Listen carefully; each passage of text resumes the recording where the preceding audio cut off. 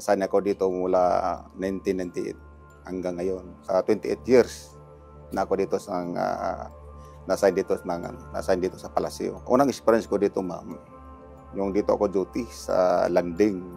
Nang ako'y duty dito sa Palace Landing po, ma'am, mga oras ng alauna ng madaling araw, dito ako mismo sa landing, may narinig akong mga bata na naglalaro, nagtatakbuhan, ganun, nag-iingay.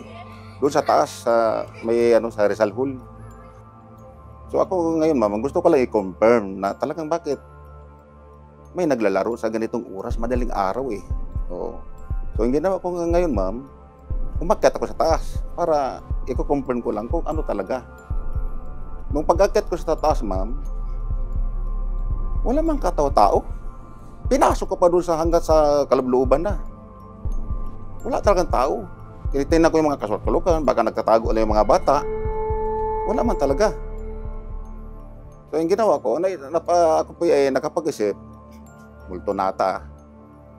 So yung ginawa ko, bumalik na lang ako. At hinayaan ko na lang, hindi naman ko takot sa mga ganun. Kaya hinayaan ko na lang, ma'am.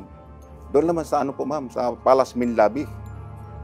Ako po yung duty ng noon, Gate 4. Yung duty kasi ng ma'am, ng Main Lobby, natatanaw yan. Pag ikaw ay duty sa Gate 4, natatanaw yan. Kasi medyo di naman kalayuan, malapit lang eh. So ang alam ko duty sa Main Lobby, ma'am, dalawa lang duty doon. Parehas nakabarong. Sabi ko, nagbulahan natin yung duty doon. Pero ako nag-isip, bakit tatlo? Yun pa naman, nag-isip ako, bakit tatlo? Kaya yun? Ang alam ko, may naligaw ba ng mga waiter doon? 10 oras na rin gabi, mga ganun din, mga alauna ng madaling araw.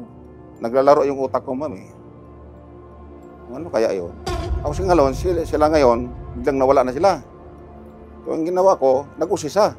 Kinukumpirm ko na naman. Pinuntahan ko, pumunta talaga dito sa Main Lobby. At tama, nadatnan ko yung duty sa lobby. Sino yung kasama yung isa?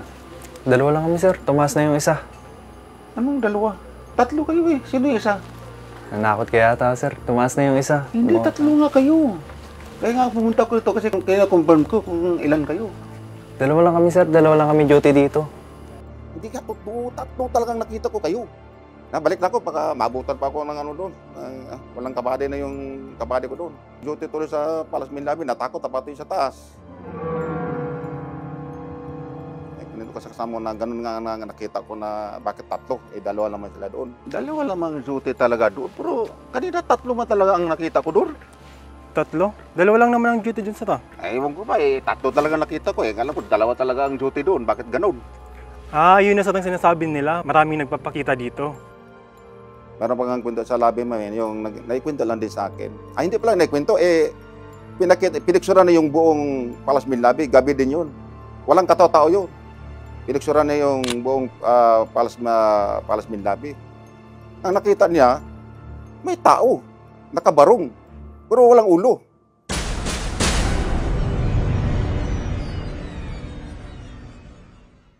Years na po ako dito sa Malacanang.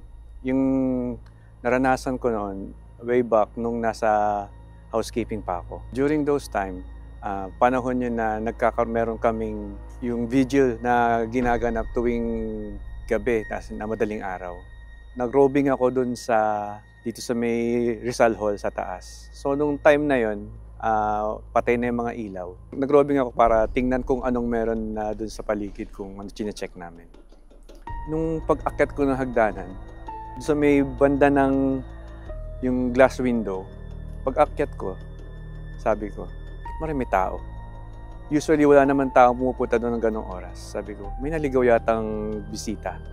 So pagpunta ko, nilapitan ko, kinausap ko, nagsabi ako, Sir, ma'am, excuse me po, sa baba po yung venue natin para sa vigil.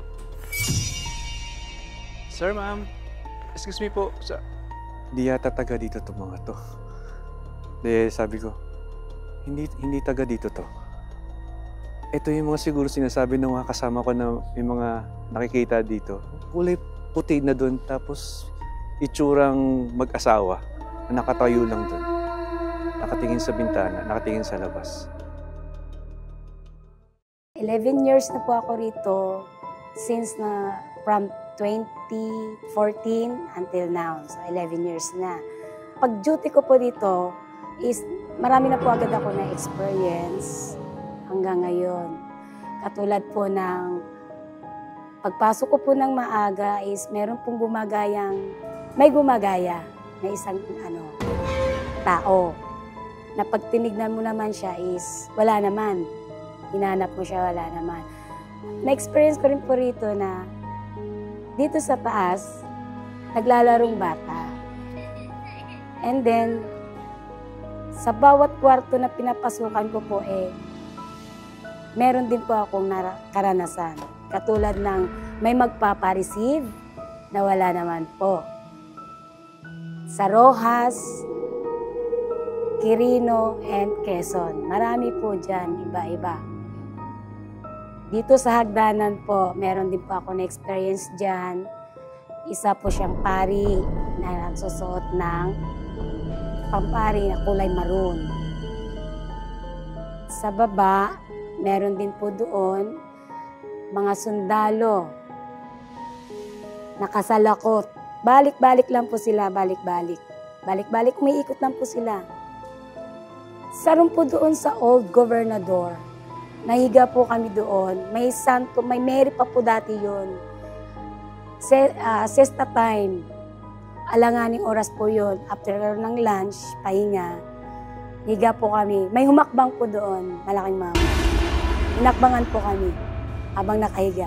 Wala, tumayo lang po kami. Lumabas kami ng kwarto.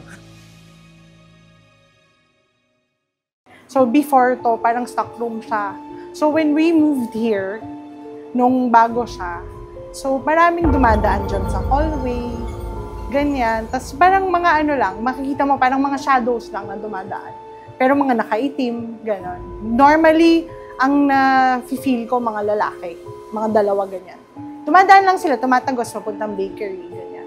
Yung isang experience ko, nasa kitchen lang din ako, yung old kitchen naman.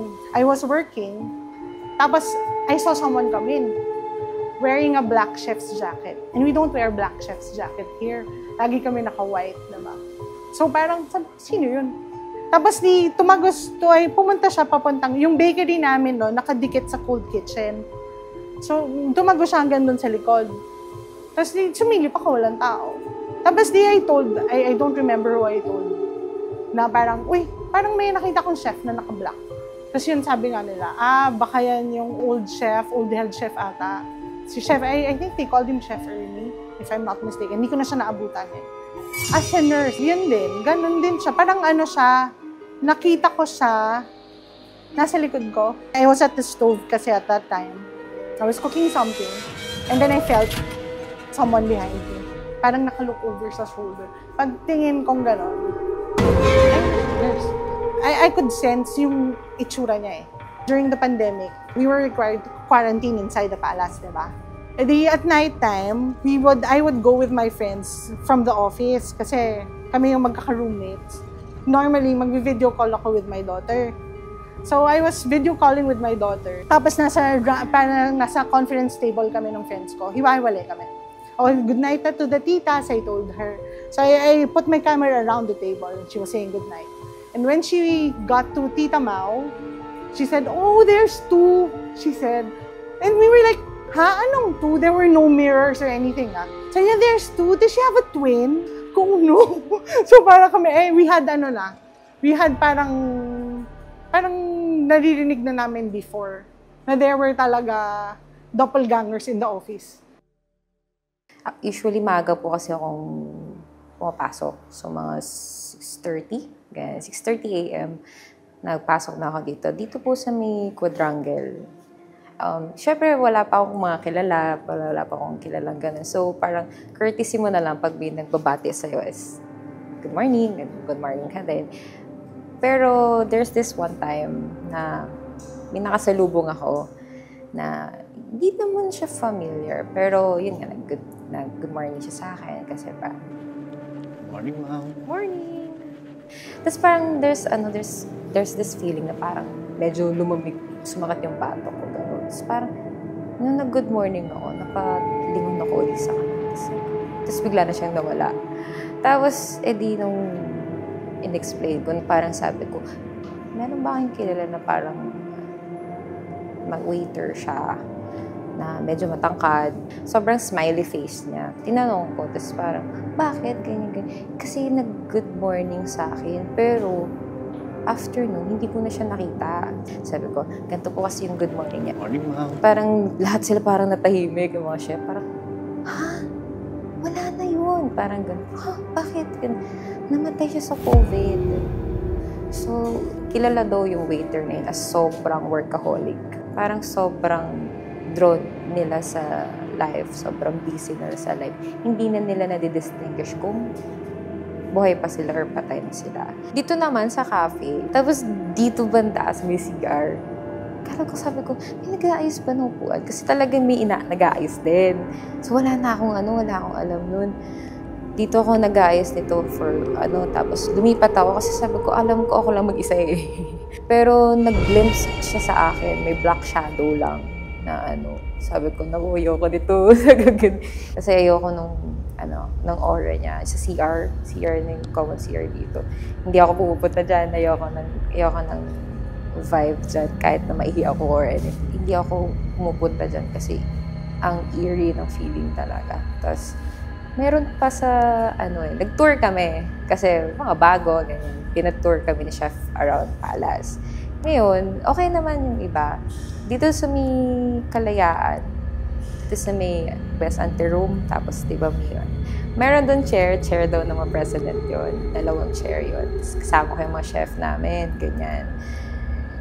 Ang weird kasi nakita akong guy doon na medyo malaki.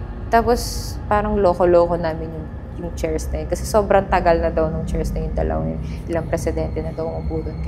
Tapos niloloko namin, sabi mo, upuan namin yan. Tapos nag-galit. Galit siya sa amin. Sobrang bigat na napakaramdam ko. Namali ako, napatingin ako sa mata niya. Tapos, iwan ko na lang kasi lumapit siya sa akin yun eh.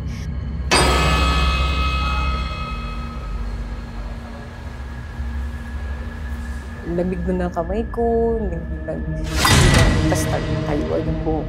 Tapos galit siya kasi nakaganan lang siya sa akin noon. Hindi kita naririnig, gumaganon lang ako. Hindi ka totoo, gumaganon ako. Tapos, hinila na lang ako ng mga chef ko noon na, una tayo kasi outing pa tayo, ganyan.